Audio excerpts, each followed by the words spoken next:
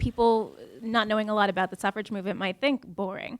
How did you tackle that in the script and sort of try to fight against that Well, idea? I think I did a draft for over 2 years on a completely different character. And it's Alice's character played by Romola Garai. And I don't know whether I'd fallen in love with Downton Abbey or I don't know what it was, but I sort of had this idea of this. I wanted to open in the opera, and suddenly I thought, oh God, it's great. The opera house is like the class structure.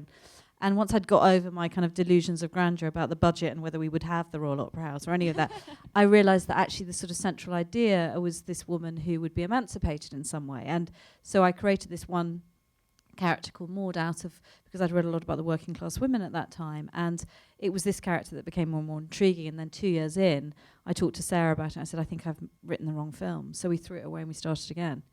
And it was Maud, really, and it was the genesis of Maud from that. And it was the desire to tell this incredibly oppressed part of society at that time. You know, the working class woman was probably the most oppressed, certainly in the UK. And so it was, and all the issues that it seemed like these women were dealing with, which were, equality of pay and sexual violence at work and home and custodial rights and education rights, they felt very 21st century. So that's what made me sort of hone in on that and think this isn't going to be boring. This is relevant. This is contemporary.